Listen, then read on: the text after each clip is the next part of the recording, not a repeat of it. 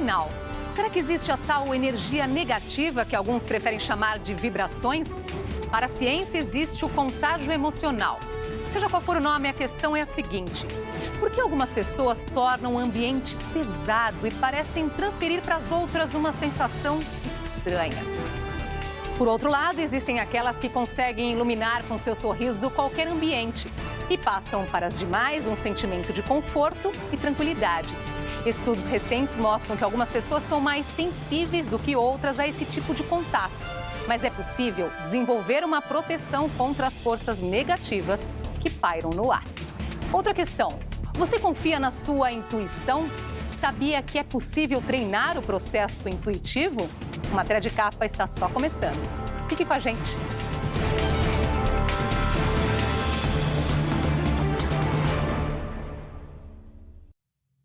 O cérebro humano é preparado para captar e reagir às emoções e outros sentimentos emitidos pelas pessoas.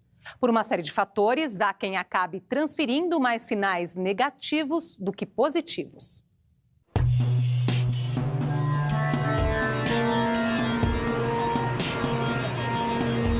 As pessoas podem emitir energia negativa ou positiva, e isso tende a contaminar os mais próximos. A ciência prefere chamar isso de contágio emocional. Mas afinal, por que a simples presença de algumas pessoas torna o ambiente desagradável ou pesado? E por que outras irradiam felicidade e contaminam as demais com um sentimento de leveza e tranquilidade? Os motivos são os mais diversos. Podem estar relacionados com valores adquiridos na infância, adolescência e cultivados na vida adulta. E também com o estado psicológico de cada um.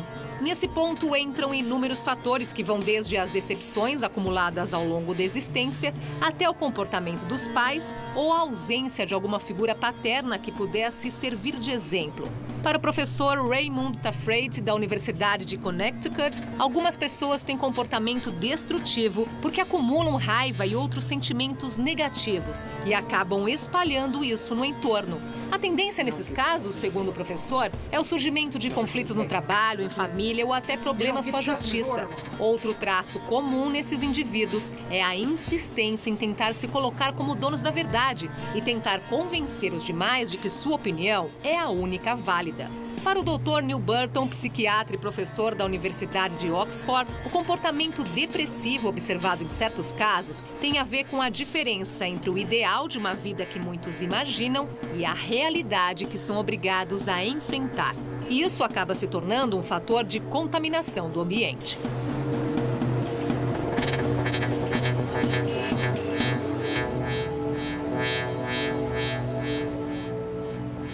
Algumas pessoas são mais sensíveis ao contágio emocional. O que elas podem fazer para se proteger? Será que é possível criar uma barreira contra isso? I'm defining it as the grace of letting go at the right moment. Em palestra para o canal de educação TED, a doutora Judith Orloff, professora de psiquiatria da Universidade da Califórnia, fala sobre a importância de se manter um equilíbrio emocional. Autora, entre outros livros, de Emotional Freedom, Liberte-se de emoções negativas e transforme sua vida, ela tem vários alertas para aqueles que se sentem ultrassensíveis às energias negativas. O primeiro passo é manter distância dos chamados vampiros emocionais, aquele tipo de gente que suga as energias e espalha uma espécie de aura negativa. Nesses casos, a proximidade pode ser tóxica. Em casos extremos, não se preocupe em recusar convites para almoços, jantares e confraternizações. E, acima de tudo, perca o medo de dizer não. Faça um cálculo e estabeleça limites para o tempo gasto com pessoas negativas. E não faça concessões. Em ambientes sociais, onde o comparecimento é obrigatório, identifique um amigo ou alguém que possa servir como uma barreira de proteção. Uma companhia para conversar e que ajude a fugir de algum personagem inconveniente. Elabore uma lista das 5 situações em que você mais se expõe ao estresse emocional e busque os meios de fugir delas. Uma saída importante é nunca depender de caronas para eventos sociais. Outra é estar pronto para sair assim que surgir uma situação de perigo, como a abordagem por parte de algum sugador de energias. O contágio emocional é uma competência que todos nós temos de transmitir informações um para os outros, independente do nosso desejo. Então, estamos aqui, né, com câmera, com cinegrafista, e obviamente que, de uma certa forma, isso está tendo uma influência na nossa conversa. Talvez não tão consciente, como eu falei, não tão explícita, mas existe uma influência. Então, contágio emocional é mais nesse aspecto. Cada cérebro é único e conta com uma influência, né, tanto de fatores de aprendizado, de ambiente, mas também de circuitos que são, vamos dizer, que tem uma neurobiologia, fatores genéticos e hereditários. Então, tudo isso vai influenciar na hora de você perceber o mundo, né? De você identificar os estímulos que estão à sua volta. Então, tudo isso, respondendo de uma certa forma para você, a gente recebe e emite estímulos de uma maneira muito também particular, de acordo com o nosso momento, com as nossas características, com a nossa energia, vamos dizer, daquele momento. A habilidade para ler a mente das pessoas, ou pelo menos tentar descobrir o que está por trás de certos gestos ou reações. Este pode ser um bom caminho para se livrar de determinadas situações. A doutora Elaine Hatfield, coautora de um estudo pioneiro transformado no livro Emotional Contagion, acredita que quanto mais intensas, as emoções negativas são mais contagiosas. E por isso é mais importante tentar se livrar do perigo.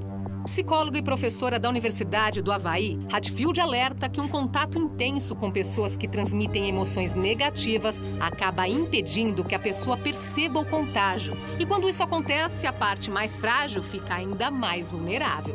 Daí a necessidade de uma autoavaliação permanente, a fim de identificar as situações de convívio social ou íntimo que podem causar danos ou impedir uma pessoa de assumir plenamente sua individualidade.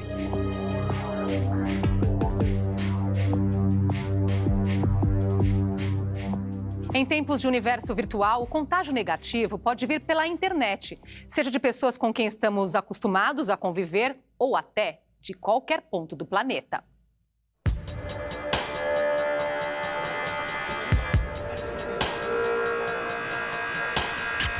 Imagine a seguinte situação. Você recebe uma mensagem pela rede social. Pode ser de um amigo, alguém distante ou até um desconhecido, que faz um comentário negativo sobre algo que você tenha feito. Ou pior, um xingamento. Dependendo do grau da ofensa, aquilo pode alterar seu ritmo cardíaco, sua respiração e até mexer com seu estado psicológico. Apenas umas poucas palavras escritas são suficientes para provocar o desequilíbrio.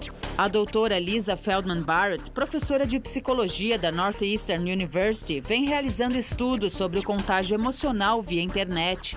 Ela lembra que o cérebro está sempre regulando o que acontece com todo o organismo. E quando um fato ou uma interação humana, seja pessoal ou online, provoca decepção, tristeza ou mágoa, isso interfere diretamente no funcionamento de alguns órgãos. Para ela, o cérebro tem mecanismos que podem atuar como barreiras contra certas emoções negativas. Mas acontece que atualmente, com a variedade de situações que as pessoas lidam no universo virtual, nem sempre é possível neutralizar todas elas.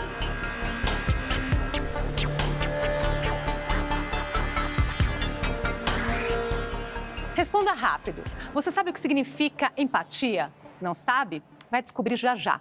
Por enquanto, fique com essa informação.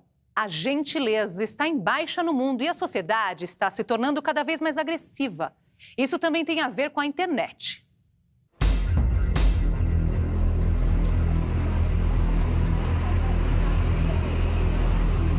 Empatia significa a capacidade de identificação com o outro. Em outras palavras, de entender os outros e de estabelecer um bom convívio no trabalho, na escola ou em casa. Em livro publicado recentemente, o neurocientista da Universidade de Stanford, Jamil Zaki, examina o assunto.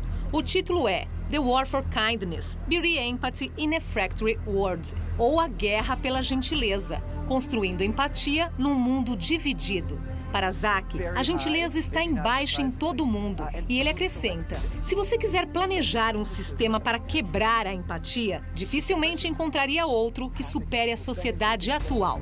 O professor acredita que as pessoas estão cada vez mais distantes e menos envolvidas com as outras. E isso acontece mesmo entre amigos. Quanto mais tempo passamos online, alerta Zach, menos empatia temos a oferecer. Num exemplo extremo, ele faz uma comparação com as mudanças climáticas e afirma: ser um psicólogo e estudar a empatia hoje é o mesmo que ser um climatologista e estudar o gelo polar que está desaparecendo.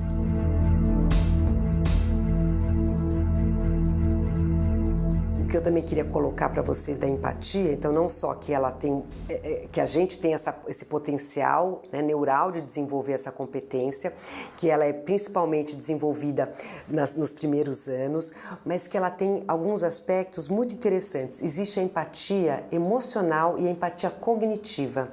E o que é isso? E qual que é o, vamos dizer, ideal para a gente desenvolver? A empatia emocional é quando você emocionalmente se vincula às características daquela outra pessoa. Existem estudos mostrando que pessoas que trabalham com outras pessoas, por exemplo, enfermeiros, educadores, que desenvolvem mais esse tipo de empatia, sofrem mais, porque vão se conectar demais com o sentimento do outro.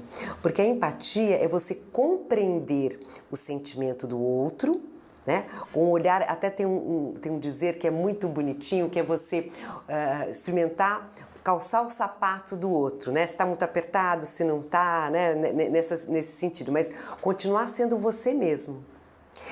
E a empatia cognitiva, por exemplo, indivíduos que têm muito mais desenvolvida empatia cognitiva, muitas vezes podem ser até psicopatas, que é aquele que consegue entender exatamente quais são as estratégias que o outro usa, como é que o outro pensa, como que o outro vai organizar os seus pensamentos e as suas estratégias, e como é que o outro vai sentir aquela situação.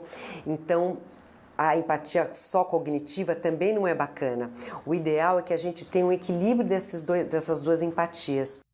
Um instituto dedicado ao estudo da gentileza e de como tornar o mundo melhor. Sim, isso existe e acaba de ser criado pela Universidade da Califórnia.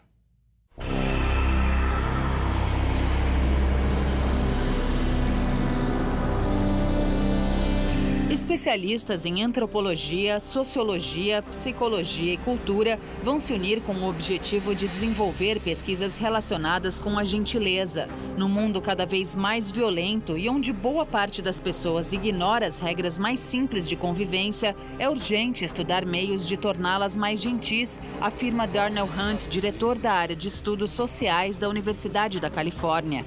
Um dos objetivos das pesquisas será descobrir meios de promover mudanças no comportamento das pessoas que levem à melhoria no bem-estar social, físico e mental. A criação do instituto será financiada por um casal de ex-alunos, Jennifer e Matthew Harris, que doaram $20 milhões, cerca de 80 milhões de reais para a universidade. Harris afirma que o mundo seria muito melhor se as pessoas fossem mais gentis em todos os momentos do dia.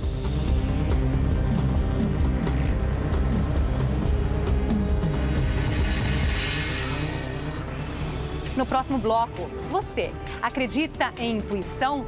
Tem gente que prefere seguir aquele sexto sentido. Mas será que isso é bom? E mais, o que fazer para se livrar das energias negativas? A gente volta já.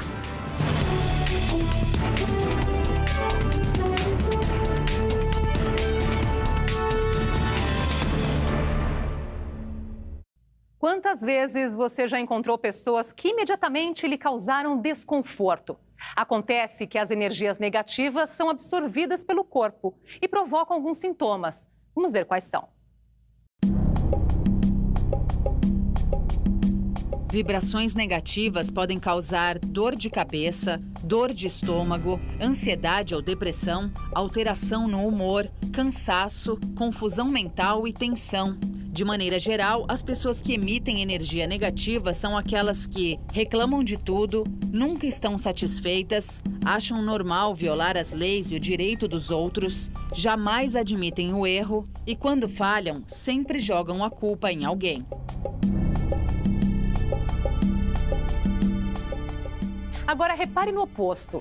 Por que será que algumas pessoas, com a simples presença de um sorriso, parecem iluminar o ambiente? Bem que a maioria poderia ser assim.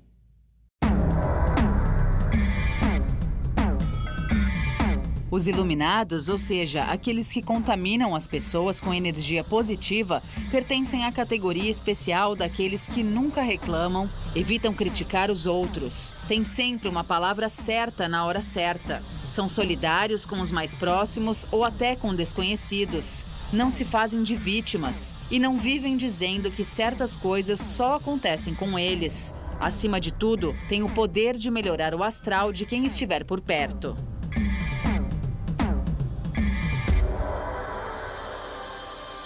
E o que fazer para se livrar desse contágio emocional ou, com perdão dos cientistas, da energia negativa e das chamadas vibrações?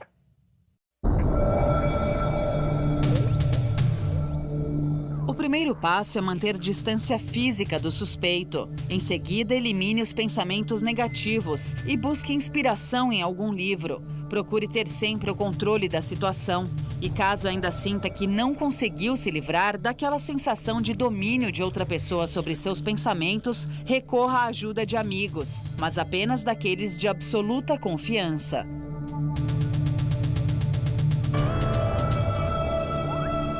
Eu acho que esse é o ideal para todo mundo, né? De se sentir fortalecido, né? Tanto do ponto de vista de uma saúde integral, saúde mental, saúde emocional. Acho que esse é o objetivo de todo mundo, independente até de um contágio, do contágio emocional ou da energia positiva e negativa. Acho que todo mundo quer estar fortalecido. Então, o que fortalece? O que fortalece, né? Corpo, mente, cérebro?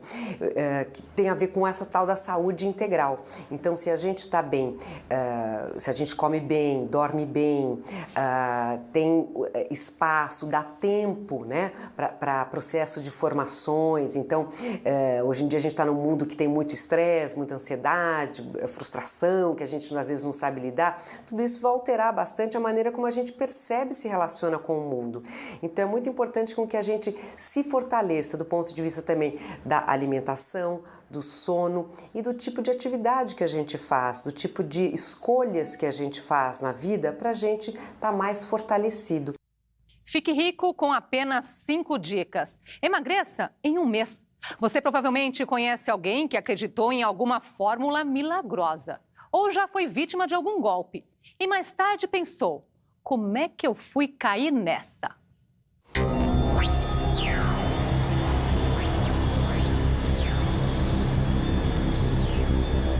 Por que algumas pessoas são mais vulneráveis a fraudes? Esse foi o tema de um estudo da Universidade de Leicester. Os pesquisadores concluíram que aquelas que enfrentaram mais dificuldades durante a vida têm mais chance de serem enganadas. Essas experiências adversas incluem doenças ou lesões graves, ter sido vítima de um crime, divórcio dos pais, morte de entes queridos, bullying na escola.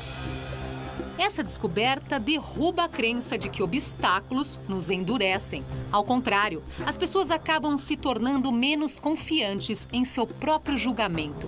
Os especialistas citam também o efeito Barnum, quando as pessoas acreditam em discursos que parecem feitos sob medida, mas são frases vagas que podem ser aplicadas a qualquer um. É o caso, por exemplo, dos horóscopos. O termo vem de P.T. Barnum, um empresário multimídia que entreteu e pregou peças em muita gente no século XIX. O avô da publicidade. Every one of us is special. Sua história foi parar nas telas do cinema. O Rei do Show, de 2017, com Hugh Jackman. O personagem costumava dizer: a arte mais nobre é fazer os outros felizes. E aí, vale a reflexão. Felizes, mesmo enganados? No one ever made a difference by being like everyone else. Agora responda essa. Você acredita em intuição? Uma voz interna que te diz algo, um sexto sentido? A ciência até hoje não conseguiu provar, Mas para muita gente, é como diz o ditado espanhol: no creemos, pero que las hay, las hay. The human mind remains one of the last great remaining scientific mysteries.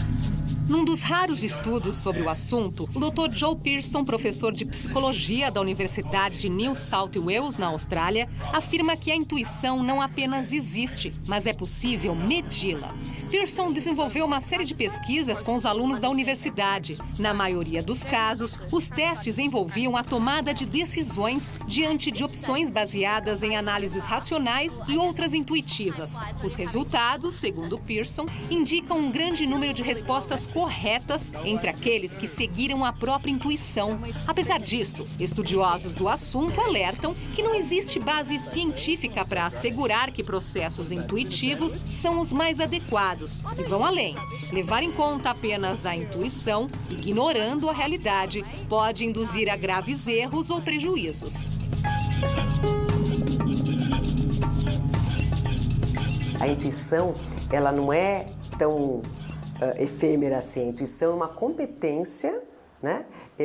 Eu chamo de competência emocional, mas na verdade ela existe um circuito cerebral para vários, né? Assim, para o treino da intuição.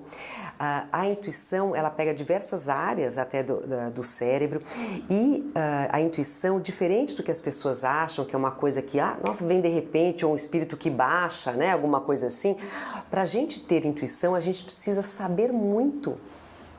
A intuição é um processo onde o conhecimento tem um papel muito importante. Quando você intui algo, é porque você conhece tanto esta situação ou esta coisa que você, de uma maneira mais rápida, aquilo que você está sentindo e percebendo sai de uma área que é mais interna do nosso cérebro para um pré-frontal, que é uma área mais do racional, de você poder controlar situações. Então você acha que ela é rápida, que ela vem num clique, mas existiu muito tempo de amadurecimento, de coleta de informações, de análise. Então isso é intuir. E a gente pode treinar a intuição sim, porque é uma competência. Viva as experiências as mais variadas possíveis. Experimente e aprenda por meio de diversas fontes. Pode ser assistindo simplesmente a um filme, fazendo cursos, quer dizer, não existe intuição na ignorância. E emocione-se, porque a emoção é a forma mais explícita da gente unir o nosso cérebro ao nosso corpo, as nossas experiências. Então, quanto mais você se emocionar e ter consciência dessas emoções, você vai aumentar o seu repertório de conhecimento e vai fazer com que isso tudo fique na base do seu processo intuitivo. Daqui a pouco, os mitos sobre o cérebro e ainda os aplicativos para a saúde mental. Não saia daí.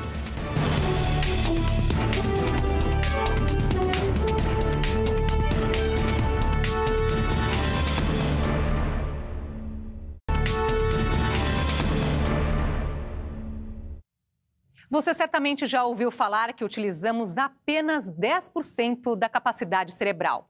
No entanto, não há qualquer evidência científica que comprove esse fato. Trata-se de um mito sobre a mente. Vamos conhecer outros. This is our secret handshake. 3 times, bye-bye.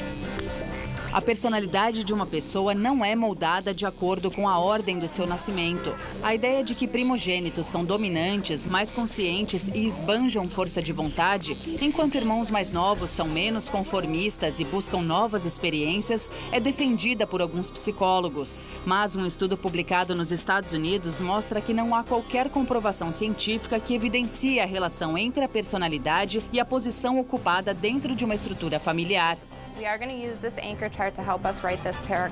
Você não possui um hemisfério dominante no cérebro. Você é mais intuitivo ou analítico? Criativo ou lógico? É verdade que os hemisférios direito e esquerdo são especializados em diferentes funções mentais, mas a noção de que indivíduos usam mais um ou outro desconsidera a complexidade do funcionamento do cérebro. As diferenças percebidas tendem a ser sutis, observa o neurocientista Stephen Kosslyn, professor da Universidade de Harvard. No mítico esquema de hemisfério cerebral esquerdo e direito, sabe-se que o primeiro facilita a linguagem e o segundo lida com a percepção. No entanto, até hoje não há indícios de utilização dos lados de forma diferente em cada pessoa.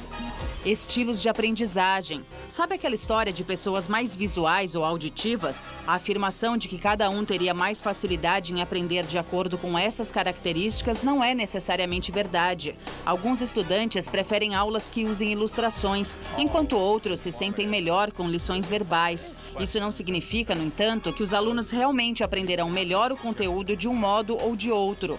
A ideia de que os educadores devem corresponder suas instruções aos estilos de aprendizagem individuais dos alunos existe há décadas, mas as revisões científicas até hoje não encontraram justificativas convincentes sobre isso.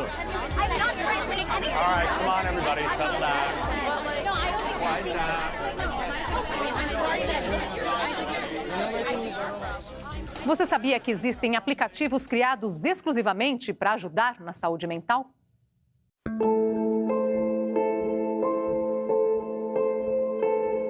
Você pode nunca ter ouvido falar, mas os aplicativos de saúde mental estão mais populares do que nunca. Alguns podem ser usados para promover relaxamento ou meditação. Destacam a importância da respiração, o que pode ser benéfico para pessoas ansiosas e estressadas, que também conseguem combinar seu uso com a terapia tradicional. Outros estão mais focados em tipos específicos de tratamento, ajudando a registrar os sentimentos durante o dia. No final, é possível identificar que tipo de pensamentos disfuncionais a pessoa está tendo e até observar as causas. Por fim, existem aplicativos que conectam pessoas a terapeutas. Com ele é possível ter sessões completas de psicoterapia, seja por telefone, mensagem, videoconferência e até e-mail. Apesar da eficácia comprovada, nenhum desses aplicativos deve ser usado como substituto para intervenção presencial, especialmente quando alguém está em crise.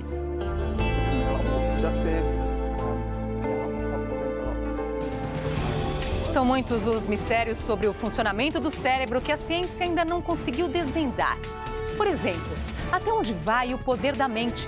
Para o bem ou para o mal? Levando-se em conta o conhecimento científico acumulado até agora, é como se houvesse uma barreira intransponível, ou quase, além da qual o homem não consegue avançar. Isso teria a ver com a questão fundamental que é: de onde viemos e para onde vamos?